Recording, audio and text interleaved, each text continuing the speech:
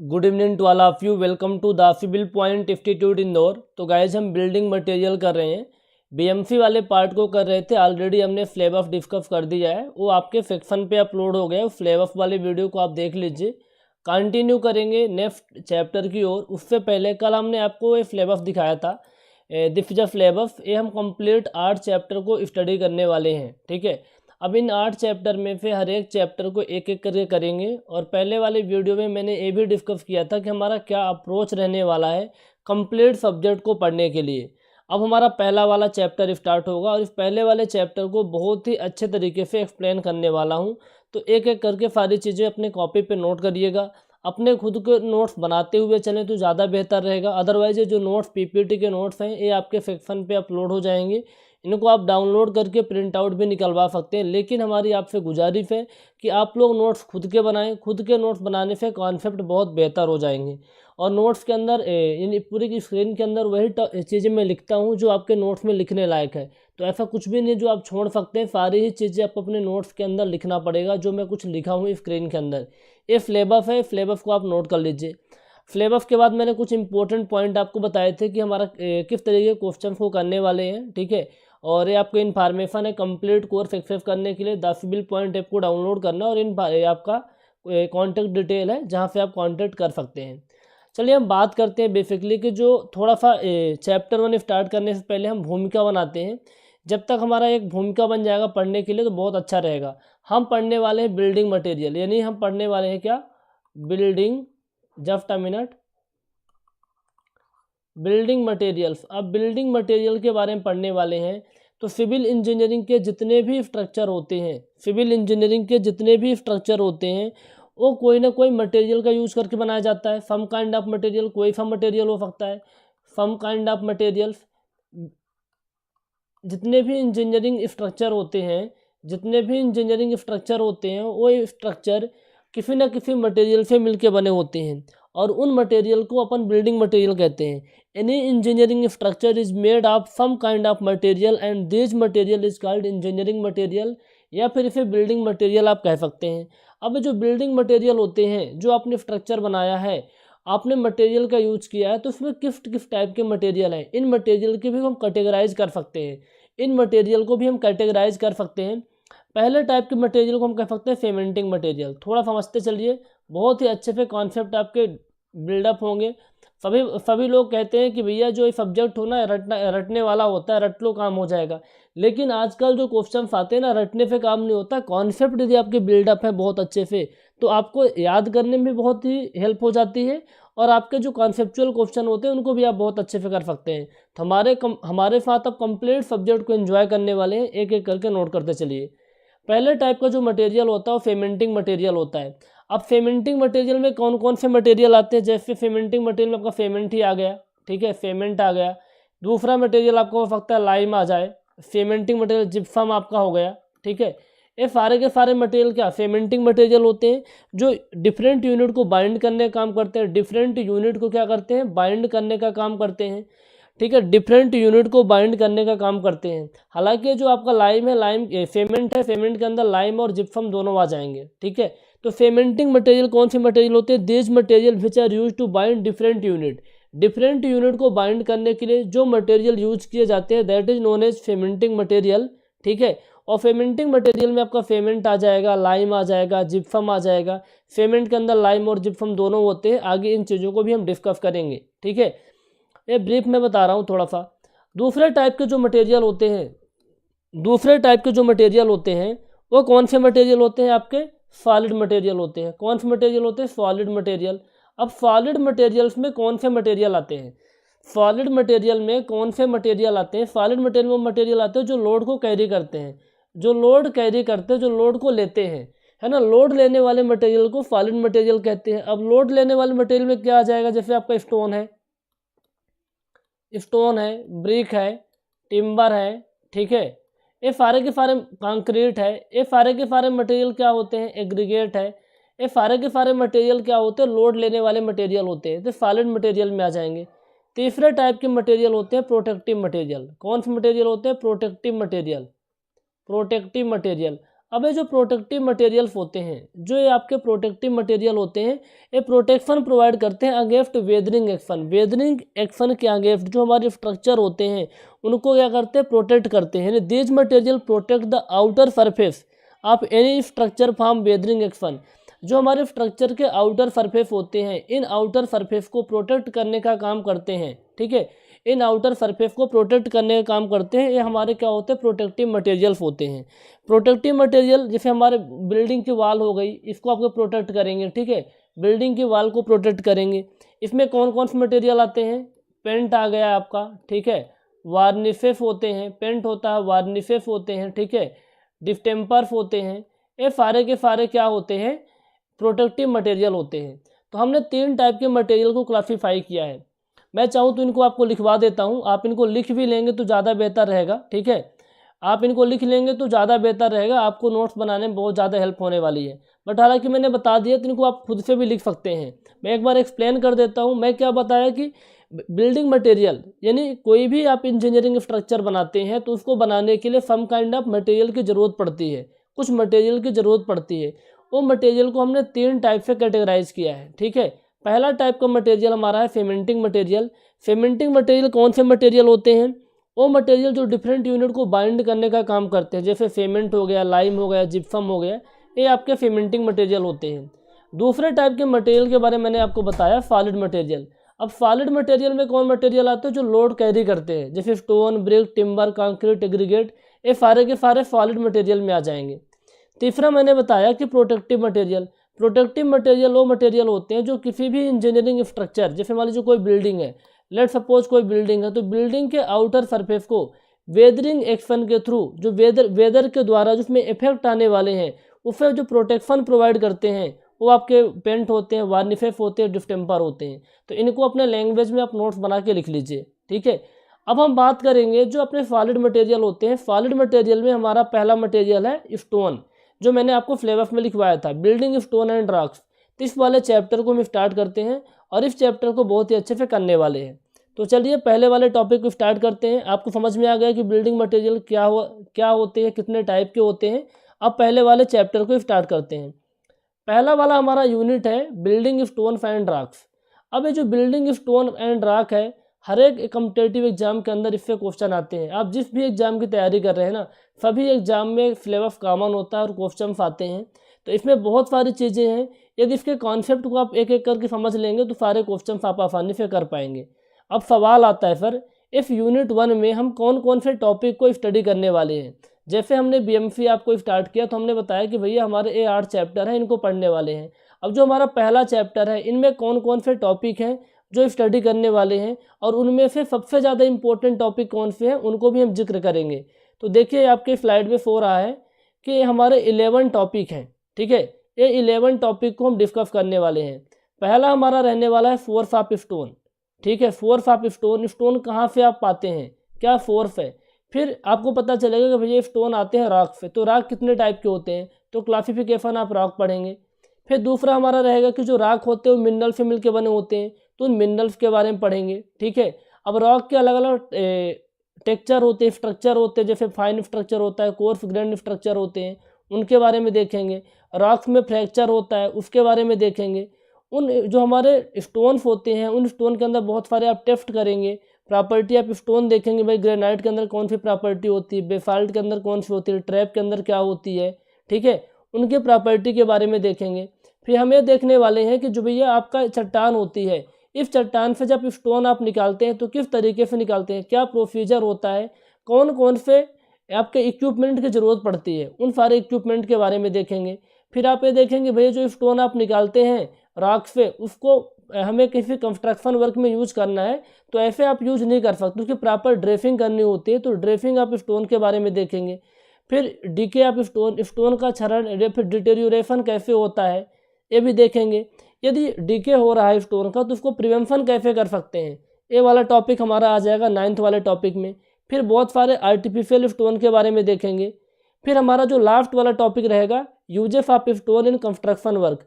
Construction work में कौन कौन से स्टोन यूज होते हैं और उनकी क्या क्या प्रॉपर्टी होती है, उनके बारे में देखने वाले हैं। तो टोटल हमारे पास 11 टॉपिक हैं जो हम स्टडी करने वाले हैं। और इतना शानदार तरीके से स्टडी करेंगे आपको पता भी नहीं चलेगा कि कब आपने पूरे के पूरे टॉपिक को कर लिया, और हर एक टॉपिक के साथ क्वेश्चन को भी करने वाले हैं। तो ये बहुत ही अच्छा टॉपिक रहने वाला है। हर एक चीज़ एक दूसरे से लिंक होती है, ठीक है। कि हमारे पास क्या था, हमने रॉक से स्टोन निकाला, फिर स्टोन के क्लासिफिकेशन पढ़े, फिर स्टोन के प्रॉपर्टी पढ़े, फिर टाइप्स ऑफ स्टोन पढ़े, ऐसे करके सारे टॉपिक आपके कवर हो जाएंगे। अब हम बात करने वाले हैं गाइज इनमें से 11 टॉपिक में जो सबसे क्रूशियल टॉपिक होते हैं, जहाँ हर एक एग्जाम में क्वेश्चन आते हैं, ये आपके 6 टॉपिक होते हैं। जस्ट अ मिनट, ये 6 टॉपिक हैं। इन टॉपिक को आप नोट कर लीजिए जो बहुत ही ज़्यादा इंपॉर्टेंट है। हालांकि वो सारे ही टॉपिक इंपॉर्टेंट है, लेकिन जो मोस्ट इंपॉर्टेंट टॉपिक की बात करें कि लास्ट मोमेंट में क्या रिवीजन करके जाएं, तो ये आपके 6 टॉपिक है। इनको अच्छे से आप नोट कर लेना। Rock farming mineral, classification of rock, quarrying of stones, uses of stone, characteristics of good building stones यानी प्रॉपर्टी जो मैंने पिछला आपको दिखाया, और टेस्टिंग ऑफ स्टोन। ये 6 टॉपिक आपको बहुत ही अच्छे से करके जाना होगा। ये मैंने आपको टॉपिक के बारे में बता दिए। अब जो टॉपिक है उनमें पहला हमारा जो टॉपिक है वो है force of stone. Force of stone के बारे में स्टडी करने वाले हैं, ठीक है।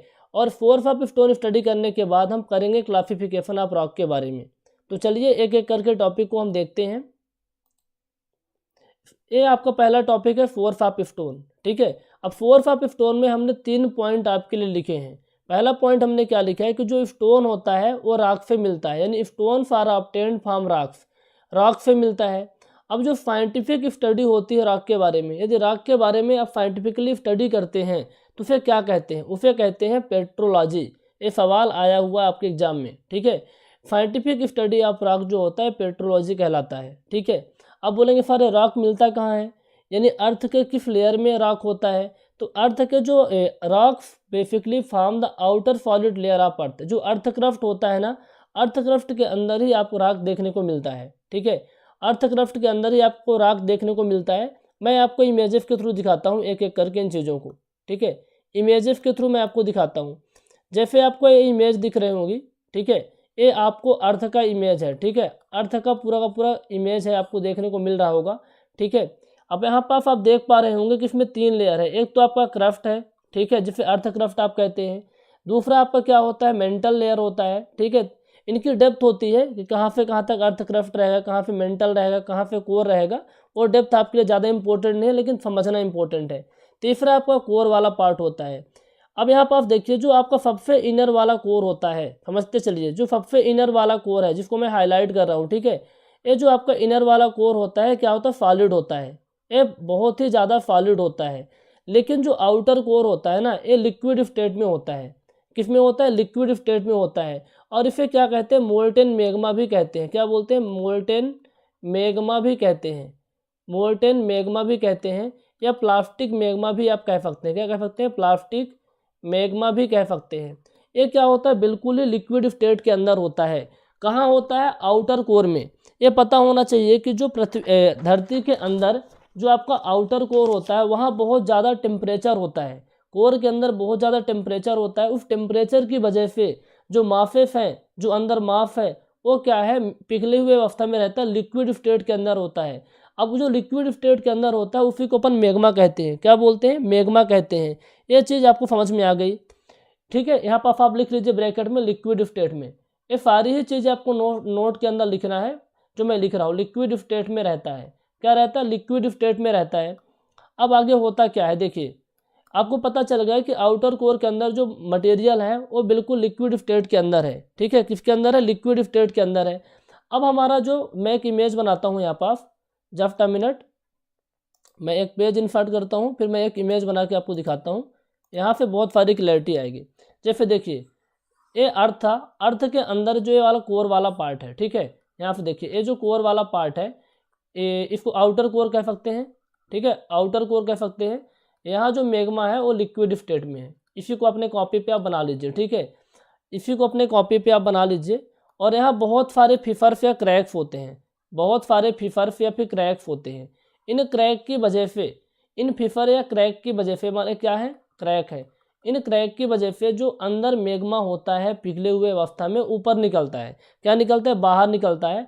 और बाहर निकलने के बाद एक कूलिंग के थ्रू, यानी ठंडा होकर के क्या बन जाता है, जमा हो जाता है, डिपॉजिट हो जाता है, जिसे लावा कहते हैं। क्या कहते हैं, लावा कहते हैं। तो जब ये मैग्मा अंदर था, जब ये अंदर पिघले हुए अवस्था में था, तो फिर क्या बोलते थे अपन, मैग्मा बोलते थे। लेकिन जब निकल करके अर्थ क्रस्ट के ऊपर, धरती के ऊपर आकर के जम गया है, इसे लावा कहते हैं। क्या बोलते हैं, लावा कहते हैं। अब ये जब कूलिंग होकर जम गया तो लावा कहते हैं। फिर जब ये ड्राई हो जाएगा, सूख जाएगा, तो फिर अपन क्या कहते हैं, रॉक कहते हैं। क्या कहते हैं, रॉक कहते हैं। तो आपको एक बात समझ में आ रही होगी कि किस टाइप से रॉक का फॉर्मेशन होता है। जो तीसरा पॉइंट मैंने लिखा था फोर्थ ऑफ स्टोन में कि रॉक का फॉर्मेशन कैसे होता है, तो यहाँ से आपको पता चल रहा है कि रॉक का फॉर्मेशन कैसे होता है। कि जो हमारा मैग्मा अंदर आउटर कोर में लिक्विड स्टेट में था, किसी कारणवश, ठीक है, अंदर तो टेम्परेचर बहुत ज़्यादा होता है, किसी कारणवश वो बाहर निकलता है और डिपॉजिट हो जाता है, जिसे लावा कहते हैं। सूखने के बाद इसे रॉक कहते हैं। दरअसल ये आपका होता है इग्नियस रॉक। क्या होता है, इग्नियस रॉक। अभी हम क्लासिफिकेशन ऑफ रॉक देखेंगे तो इस वाले पॉइंट को मैं और डिटेल में आपको डिस्क्राइब करूंगा। इस वाले पॉइंट को और डिटेल के अंदर डिस्क्राइब करने वाले हैं। तो फोर्थ ऑफ स्टोन से 3 पॉइंट इंपॉर्टेंट है, ठीक है। स्टोन हमने रॉक से प्राप्त करते हैं और साइंटिफिक स्टडी को पेट्रोलॉजी कहते हैं। और जो हमारी रॉक होती है basically outer solid layer of earth में पाई जाती है, ठीक है। अब हम बात करते हैं क्लासिफिकेशन ऑफ रॉक के बारे में, ठीक है।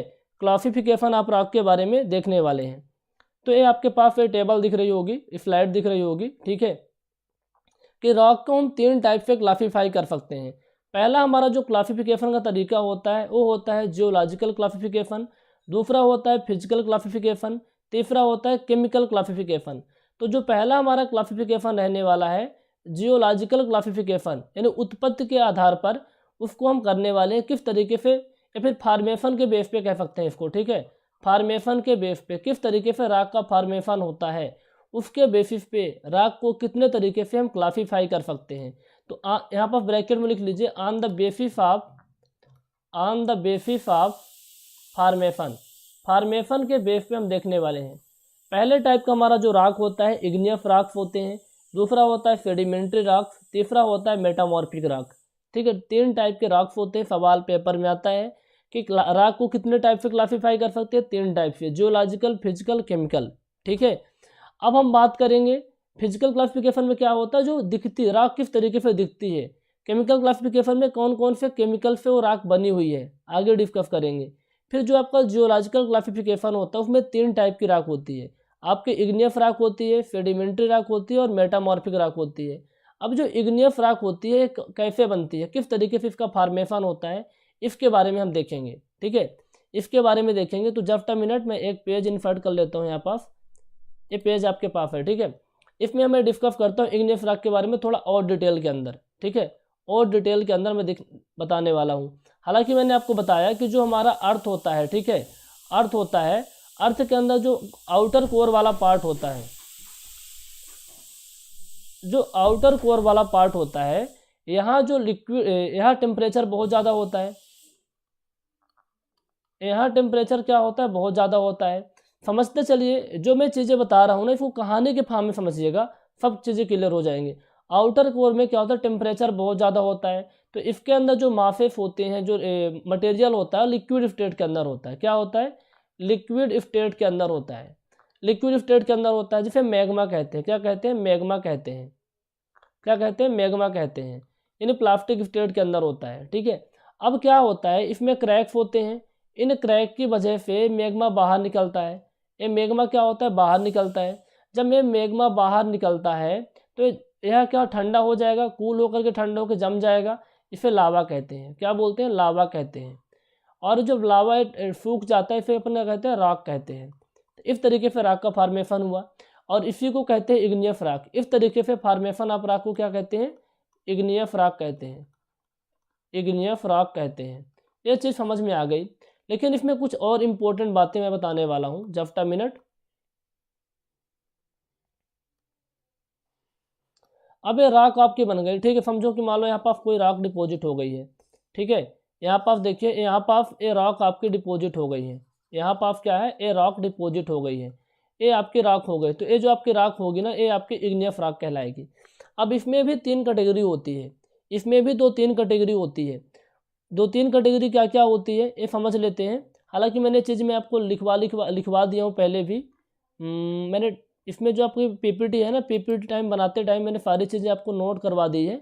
बट मैं कुछ चीज़ें ना लिख के एक्सप्लेन करना चाहता हूँ ताकि आपको अच्छे से फील हो जाए। ठीक है, अब होता क्या है कि जब ए पर्टिकुलर सिचुएशन समझिए इसका, जैसे यहाँ पर आप देखिए इग्नियस रॉक क्या होता है समझ में आ गया है ना, इग्नियस रॉक क्या होता है समझ में इतनी आ गई। तो मैं इस पॉइंट को मैं आपको और डिस्क्राइब कर देता हूँ। ठीक है, मैंने इग्नियस रॉक के बारे में कुछ पॉइंट लिखे हुए हैं। ठीक है, इन पॉइंट को देखिए मैंने क्या लिखा है, the inside portion of earth is very hot.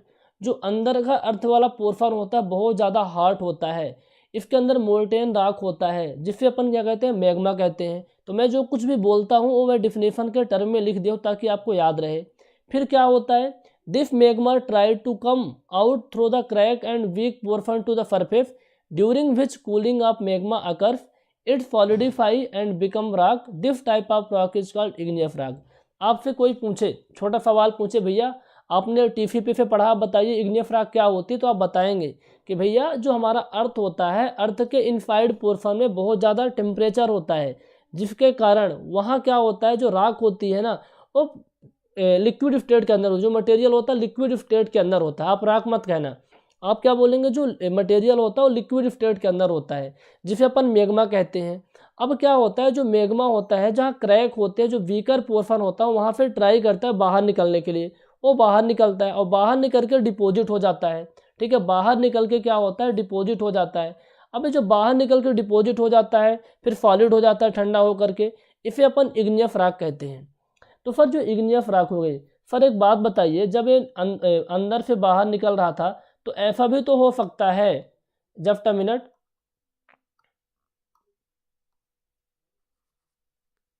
Just a minute.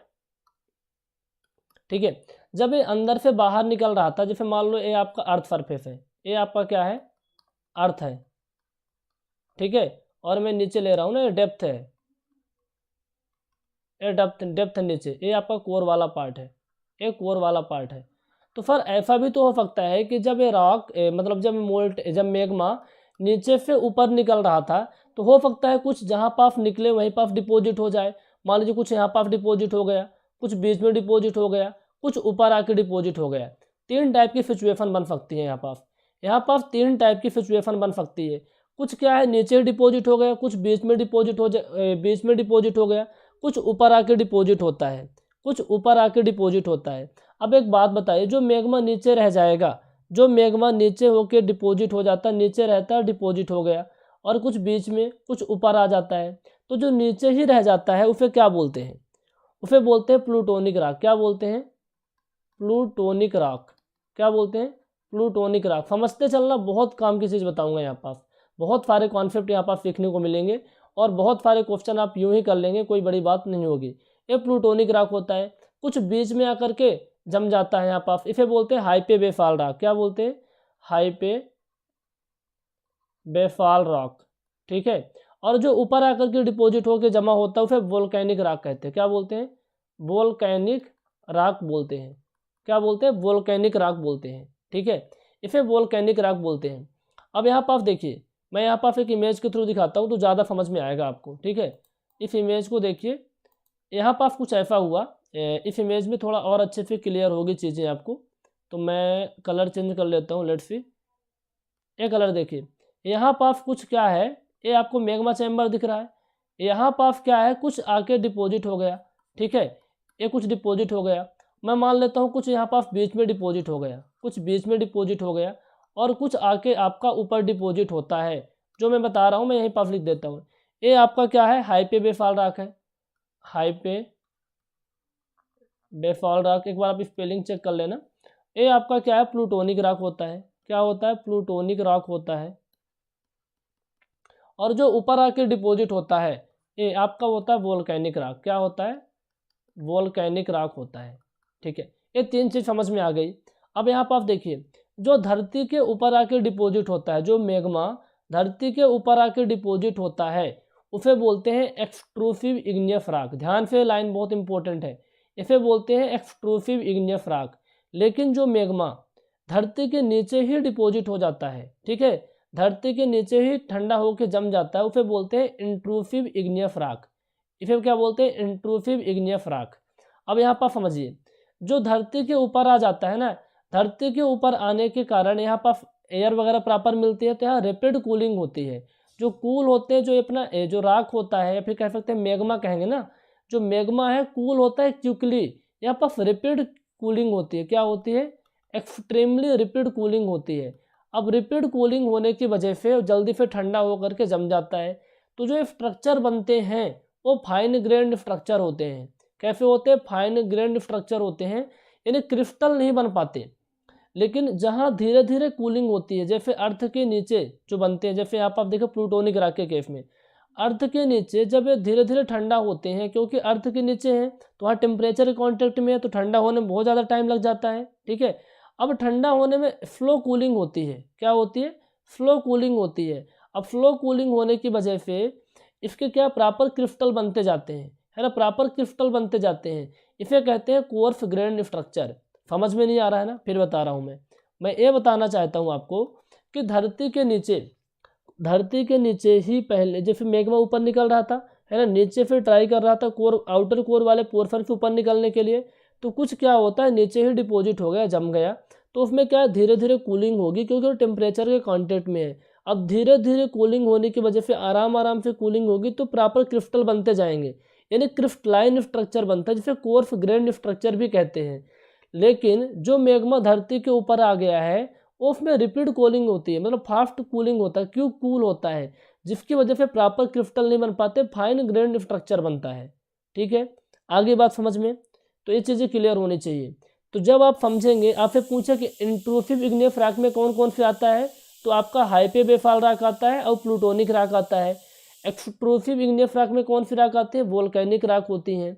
ठीक है, अब यहाँ पर सवाल बन सकता है, जैसे प्लूटोनिक रॉक के एग्जाम्पल आप पढ़ेंगे, अभी हाइपेबेफाल रॉक के एग्जाम्पल पढ़ेंगे और वोल्केनिक रॉक के एग्जाम्पल पढ़ेंगे, तो वहाँ पूछेगा कि इनमें किसमें रिपीड कूलिंग होती है, किसमें फ्लो कूलिंग होती है। तो जब इनके कॉन्सेप्ट आपको पता रहेंगे, जड़ पता रहेगी, तो आसानी से आप कर पाएंगे। आ रही बात समझ में? यहाँ तक आ रही है तो बहुत अच्छी बात है। तो इग्नियस रॉक को आपने प्रॉपर तरीके से क्लासीफाई किया 3 टाइप से। पहला हमारा टाइप क्या था? Plutonic rock. दूसरा हमारा था हाइपेबेफाल रॉक। तीसरा हमारा था वोल्केनिक रॉक। यहाँ तक किसी को कोई इशू नहीं होना चाहिए। ठीक है, अब हम बात करेंगे इनके एग्जाम्पल्स के बारे में, और इसमें कुछ और चीज़ें होती हैं जो आपका इग्नियस रॉक होते हैं, फिर कई नाम से सवाल पूछते रहते हैं, उनके नाम के बारे में देखेंगे। तो जैसे इस स्लाइड में देखिए, मैंने कुछ इंपॉर्टेंट चीज़ें लिख दी है जो डायरेक्टली एग्जाम के लिए इंपॉर्टेंट होती है।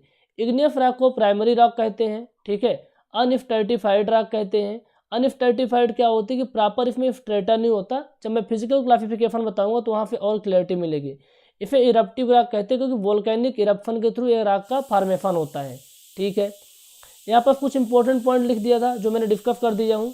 तो ओवरऑल एग्जाम्पल की बात करें कि भैया इग्नियस रॉक के एग्जाम्पल पूछ दिए आपसे ये ना पूछे कि वोल्केनिक क्या, प्लूटोनिक क्या, हाइपेबेफाल क्या है, तो ये आपको पता रहेगा। हालांकि यदि आपने प्लूटोनिक के एग्जाम्पल, हाइपेबेफाल के एग्जाम्पल, वोल्केनिक के एग्जाम्पल याद रख लिए हैं, तो इग्नियस रॉक के एग्जाम्पल तो आपको याद ही हो जाएंगे। ठीक है, तो यहाँ पर मैंने कुछ लिखा है types of igneous rock. Igneous rock के 3 टाइप्स मैंने लिखे हैं। पहला हमारा टाइप है वोल्केनिक रॉक। वोल्केनिक रॉक यानी जो एबव द अर्थ के ऊपर आकर जो डिपॉजिट हुआ है।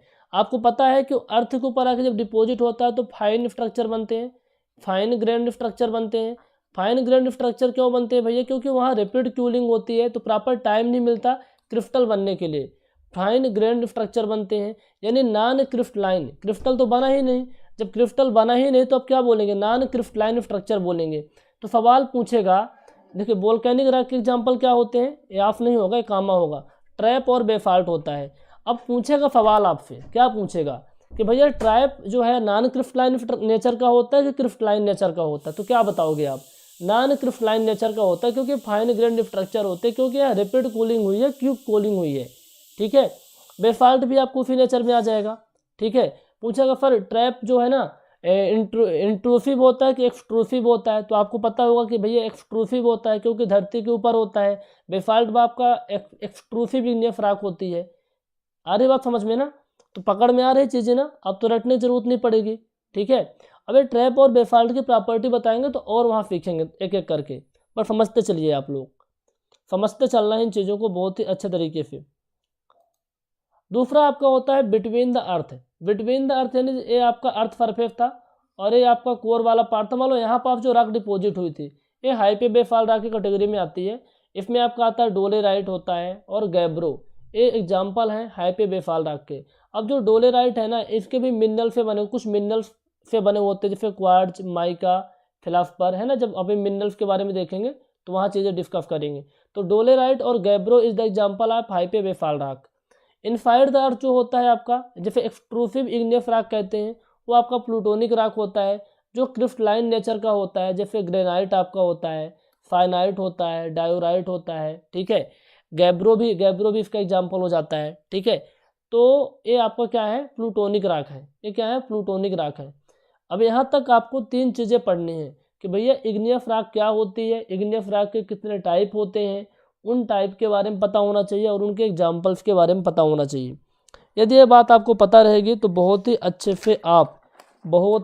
से आप एम्फर कर पाएंगे। कोई बड़ी बात नहीं होगी आपके लिए एम्फर करना, क्योंकि बहुत आसान हो जाता है करना, ठीक है, बहुत आसान हो जाता है। अब मैं कुछ और चीज़ें बता देता हूँ। जैसे आप ग्रेनाइट शब्द का जिक्र हुआ कि भैया जो ग्रेनाइट है आपका इग्नियस रॉक है, और इग्नियस रॉक में भी प्लूटोनिक रॉक है, क्योंकि प्लूटोनिक रॉक अपने क्रिस्टलाइन नेचर की होती है और ग्रेनाइट भी अपना क्रिस्टलाइन नेचर का होता है। अब एक इसके अंदर बहुत सारे मिनरल्स होंगे, इसके अंदर सिलिका ज़्यादा होता है, पता है आपको, सिलिका एंड आयरन होता है, सिलिका एंड आयरन होता है। सिलिका लगभग अप्रॉक्सीमेट 53% होता है। कितना होता है, 53% होता है। तो सबसे ज़्यादा सिलिका ही होता है। जैसे आपने बेफाल्ट की बात की, बेफाल्ट की बात मैंने कहाँ की थी, जफ्टा मिनट, अच्छा कहीं मैंने बात की थी ऊपर, चलो यहाँ पर लिख देता हूँ। बेफाल्ट के बारे में मैंने बात की, तो बेफाल्ट के अंदर लगभग 53 to 55% आपका क्या होता है, सिलिका होता है। 53 to 55% क्या होता है आपका, सिलिका होता है। FiO2 होता है, सिलिकॉन ऑक्साइड होता है। और इसके साथ साथ इसके अंदर आयरन एंड मैग्नीशियम होता है, आयरन एंड मैग्नीशियम होता है। इन सारे पॉइंट को अपने कॉपी पे नोट कर लीजिए, इन सारे पॉइंट को अपने कॉपी पे नोट कर लीजिए। यहाँ तक बात समझ में आ गई कि क्लासिफिकेशन ऑफ इग्नियस रॉक के बारे में। कुछ और पॉइंट आपको बता देता हूँ। अच्छा एक बात बताइए, जैसे धीरे धीरे कूलिंग होगी, यानी आपका जो प्लूटोनिक रॉक बना है ये फ्लो कूलिंग से बना है, फ्लो कूलिंग से बना है। जब फ्लो कूलिंग से बना है तो यहाँ पर जो स्ट्रक्चर बने हैं आपके कैसे बने हुए हैं, कोर्स ग्रेन्ड स्ट्रक्चर हैं, कोर्स ग्रेन्ड स्ट्रक्चर हैं। अभी जब कोर्स ग्रेन्ड स्ट्रक्चर है तो इनकी स्ट्रेंथ ज़्यादा होगी ना, इनकी जो स्ट्रेंथ होती है ज़्यादा होती है। क्यों स्ट्रेंथ ज़्यादा होती है, क्योंकि इसमें धीरे धीरे कूलिंग हुई है। और ऊपर वाले जो है वोल्केनिक की स्ट्रेंथ थोड़ी कम होती है as compare to plutonic rock, as compare to plutonic rock.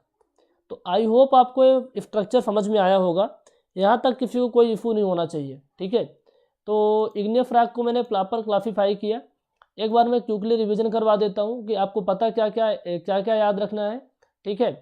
तो याद करने वाली बात तो यही है यार, क्या रिवीजन करवाएंगे कि कोर है, कोर के अंदर किस तरीके से 3 टाइप के रॉक बनती है अपनी, प्लूटोनिक, हाइपे बेफाल, वोल्केनिक। ये समझ में आपको आ गया तो बस इनके एग्जाम्पल याद रख लो, काम हो जाएगा, ठीक है। अब आपका जो इग्नियस रॉक तो बन गई। अब इग्नियस रॉक में होता क्या है, जैसे आपका अर्थ था, अर्थ के ऊपर इग्नियस रॉक बनी है। जस्ट अ मिनट, मैं थोड़ा सा दिखाता हूँ आपको। ये आपका इग्नियस रॉक बनी है, ये आपकी कौन सी रॉक है, इग्नियस रॉक है, इग्नियस रॉक है। अब इग्नियस रॉक में क्या होता है कि वेदरिंग एक्शन के कारण, वेदरिंग एक्शन के कारण, समझते चलिए, वेदरिंग एक्शन के कारण इनके पार्टिकल टूटते हैं, पार्टिकल टूटते हैं। अब ये पार्टिकल टूट रहे हैं, अब ये पार्टिकल टूटते हैं, फिर इसके बाद बहुत सारे ट्रांसपोर्टिंग एजेंट होते हैं, है ना, बहुत सारे ट्रांसपोर्टेशन वाले एजेंट होते हैं जिनके थ्रू ये पार्टिकल एक जगह से दूसरे जगह जा कर के जमा हो जाते हैं। अब जो टूटे हुए पार्टिकल होते हैं ना, हमारे इग्नियस रॉक थी, समझते चलना। अब इग्नियस रॉक वेदरिंग एक्शन के कारण टूट रही, हवा पानी के कारण टूट रही, बर्फा हो रही है, बर्फ गिर रहे हैं, इन सब के वजह से पार्टिकल टूट रहे हैं। इन पार्टिकल को सेडिमेंट्स कहते हैं, इन पार्टिकल, टूटे हुए पार्टिकल को सेडिमेंट्स कहते हैं। अब ये सेडिमेंट्स हवा के द्वारा, है ना, हवा के द्वारा बड़े पार्टिकल तो नहीं जाते, ये फ्लोइंग वाटर के द्वारा एक जगह से दूसरे जगह पे जाते हैं। मान लीजिए यहाँ पास आकर के इस निचले एरिया में जमा हो जाते हैं, तो टाइम के साथ इन्हें बॉन्डिंग हो जाती है, टाइम के साथ ये सारे पार्टिकल आपस में बॉन्डिंग के कारण जमा हो जाते हैं, बॉन्ड बना लेते हैं। इसे कहते हैं सेडिमेंट्री रॉक। क्या बोलते हैं, सेडिमेंट्री रॉक। मतलब मैंने क्या कहना चाहता हूँ कि पहले इग्नियस रॉक थी, फिर वेदरिंग एक्शन के कारण पार्टिकल टूटते हैं, फिर ट्रांसपोर्टिंग एजेंट के थ्रू, ये एजेंसीज के थ्रू पार्टिकल जाते हैं, फिर एक बहुत लंबे टाइम के बाद ये पार्टिकल आपस में जमा हो जाते हैं, डिपॉजिट हो जाते हैं, फिर एक बॉन्ड बना लेते हैं, फिर रॉक का फॉर्मेशन हो जाता है, जिसे आप क्या कहते हैं, सेडिमेंट्री रॉक कहते हैं। क्या बोलते हैं, सेडिमेंट्री रॉक कहते हैं। तो सेडिमेंट्री रॉक के बारे में चलिए डिस्कस कर लेते हैं कुछ इंपॉर्टेंट बातें। ठीक है, कुछ इंपॉर्टेंट बातें सेडिमेंट्री रॉक के बारे में डिस्कस कर लेते हैं। ठीक है, तो ये सेडिमेंट्री रॉक किसके थ्रू बनती है, वेदरिंग एक्शन के थ्रू। वेदरिंग एक्शन के थ्रू हमारी जो एग्जिस्टिंग रॉक होती है उसमें वेदरिंग एक्शन होता है और उसके कारण हमारी सेडिमेंट्री रॉक बनती है। इनके एग्जाम्पल्स याद रखिए, जिप्सम होता है, सैंडस्टोन होता है, लाइमस्टोन होता है, सेल्फ होता है, ग्रेवल होता है और लिग्नाइट होता है। डायरेक्टली आपके एग्जाम्पल सवाल में पूछेंगे और मैं इनको और थोड़ा डिटेल में नेक्स्ट लेक्चर में बता दूंगा इनके बारे में, बट अभी इतना ध्यान रखो आप। ये एग्जाम्पल किसके, सेडिमेंट्री रॉक के एग्जाम्पल हैं। अब क्या होता है, टाइम के साथ में हमारी जो रॉक बनती है, टाइम के साथ में जो हमने रॉक जो रॉक बनी, ठीक है, जो हमारी ये कौन सी रॉक थी, सेडिमेंट्री रॉक थी और इग्नियस रॉक थी। Temperature, due to temperature and pressure, temperature और प्रेशर बढ़ता जा रहा है। टेम्परेचर और प्रेशर के कारण इनके फिजिकल और केमिकल प्रॉपर्टीज में चेंजेस आते हैं। ठीक है, फिजिकल और केमिकल प्रॉपर्टी में चेंजेस आते हैं, या फिर यूँ कहें कि इनके कैरेक्टरिस्टिक्स में चेंजेस आते हैं। तो इनके कारण दूसरे टाइप की रॉक का फॉर्मेशन हो जाता है ना। या फिर इस तरीके समझने का प्रयास करिए कि due to high temperature and pressure इनके करेक्टर में चेंजेस आते हैं, जिसे मेटामॉर्फिज्म कहते हैं। और इस तरीके से बनने वाली रॉक को मेटामॉर्फिक रॉक कहते हैं। क्या बोलते हैं, मेटामॉर्फिक रॉक कहते हैं। तो मैंने मेटामॉर्फिक रॉक के बारे में यहाँ पर कुछ चीज़ें लिखी हैं। Igneous and sedimentary rocks are undergone considerable change with high pressure and temperature. Temperature और प्रेशर ज़्यादा होने के कारण इनके अंदर फिजिकल एंड केमिकल प्रॉपर्टीज में चेंजेस आते हैं और इससे जो रॉक बनती है वो आपकी मेटामॉर्फिक रॉक होती है। अब मेटामॉर्फिक रॉक किससे बन रही है भैया, आपके इग्नियस रॉक से बन रही है और आपके सेडिमेंट्री रॉक से बन रही है। इन दोनों टाइप के रॉक से आपकी मेटामॉर्फिक रॉक बन रही है। एक्चुअल में तीनों टाइप के जो रॉक का जो ओरिजिन है, जहाँ फिर बनती है, वो मैग्मा है। मैग्मा ऊपर आया तो लावा बना, लावा जब सूख गया तो इग्नियस रॉक बनी, इग्नियस रॉक के टूटने से सेडिमेंट्री रॉक बनी। इग्नियस और सेडिमेंट्री रॉक में टेम्परेचर और प्रेशर ज़्यादा होने के कारण उसमें करेक्टर में चेंजेस आते हैं, जिसे मेटामॉर्फिज्म कहते हैं, और उससे जो रॉक बनती है वो मेटामॉर्फिक रॉक कहलाती है। तो मेटामॉर्फिक रॉक के बारे में पता होना चाहिए, 2 लाइन के हाई टेम्परेचर और प्रेशर की वजह से। ठीक है, अब इसका फॉर्मेशन होगा ना, पहले कोई और रॉक रही होगी, फिर दूसरे टाइप की रॉक बनेगी। देखो यहाँ पास ये टेबल दिख रही है, जैसे आपका जो पहला ओरिजिन ग्रेनाइट हमारा कौन सा रॉक था, ग्रेनाइट हमारा इग्नियस रॉक था, तो जो कि निज में कन्वर्ट हो गया। फाइनाइट भी निज में कन्वर्ट हो गया, सैंडस्टोन क्वार्टजाइट में कन्वर्ट हो गया, लाइमस्टोन मार्बल में कन्वर्ट होता है, फिर स्विफ्ट में कन्वर्ट होता है, मर्ल आपका मार्बल में कन्वर्ट होता है, फेल आपका फ्लैट स्विफ्ट और फाइलाइट में कन्वर्ट होता है, मड स्टोन आपका फ्लैट में कन्वर्ट होता है। ठीक है, डोलोमाइट आपका मार्बल में कन्वर्ट होता है, डोलेराइट बेसाल्ट स्विफ्ट में कन्वर्ट होता है, कांग्लोमेरेट निज और स्विफ्ट में कन्वर्ट होता है। तो जो आपको ये शब्द समझ में नहीं आ रहे होंगे, मैं अच्छे से इनको एक करके डिस्क्राइब करूँगा तो चीज़ें क्लियर हो जाएंगी। तो मैंने क्लासिफिकेशन ऑफ रॉक में जियोलॉजिकल क्लासिफिकेशन की बात की और तीनों टाइप के रॉक के बारे में मैंने आपको बताया। ठीक है, अब कुछ बच्चों के डाउट आते हैं, जिसमें मैं कई सालों से पढ़ा रहा हूँ बीएमसी को, तो बच्चों के डाउट आते हैं, सर आपने कहा कि भैया कि कुछ फाइन ग्रेन स्ट्रक्चर बनते हैं, कुछ कोर्स ग्रेन स्ट्रक्चर बनते हैं जब इग्नियस रॉक बनती है, वो कैसे बनते हैं। इस इमेज के थ्रू देखिए, ये आपके फाइन स्ट्रक्चर है। आप क्या बता सकते हैं, मतलब क्रिस्टलाइन और नॉन क्रिस्टलाइन का मतलब ये है कि जब क्रिस्टलाइन स्ट्रक्चर को देखेंगे तो आप देख करके बता सकते हैं भैया इसमें कौन कौन से मिनरल से मिलके बना हुआ है, और नॉन क्रिस्टलाइन स्ट्रक्चर को आप देख करके नहीं बता सकते किस किस मिनरल से बना हुआ है। ठीक है, देखिए इसमें कुछ पता चल रहा है क्या, नहीं पता चल रहा है, लेकिन इसमें आपको पता चल रहा है कि भैया किन किन मिनरल से मिलके बना हुआ है। यहाँ पर मैंने कुछ और चीज़ें लिखी हुई हैं। ये आपके फाइन ग्रेन है, ये फाइन ग्रेन है। ठीक है, फाइन ग्रेन कैसे बनते हैं, फास्ट कूलिंग के मैग्मा के फास्ट कूलिंग के कारण बनते हैं। ठीक है, अब इंडिविजुअल क्रिस्टल को आप नहीं देख सकते फाइन ग्रेन के अंदर, लेकिन कोर्स ग्रेन के अंदर आप इंडिविजुअल क्रिस्टल को देख सकते हैं, वाइट क्रिस्टल है, ब्लैक क्रिस्टल है, ऐसे करके आप देख सकते हैं। ये फ्लो कूलिंग के कारण बनते हैं, फ्लो कूलिंग के कारण बनते हैं। और mixture of fine and course जो आपका होता है हाइपे बेसाल होता है। क्या होता है, हाइपे बेसाल। हाइपे बेसाल जो आपका इग्नियस रॉक होता है ना, मिक्सचर होता है किसका, फाइन ग्रेन और कोर्स ग्रेन दोनों का। ठीक है, वेरी रिपीड कूलिंग होती है तो ग्लास जैसे स्ट्रक्चर बन जाता है, ग्लासी स्ट्रक्चर, ग्लास बन जाता है ना, ये आपको दिख रहा होगा, ये आपका नॉन क्रिस्टलाइन नेचर का है। ठीक है, तो ये आपको आई थिंक चीज़ें क्लियर हो गई होंगी, यहाँ तक कोई डाउट नहीं होना चाहिए।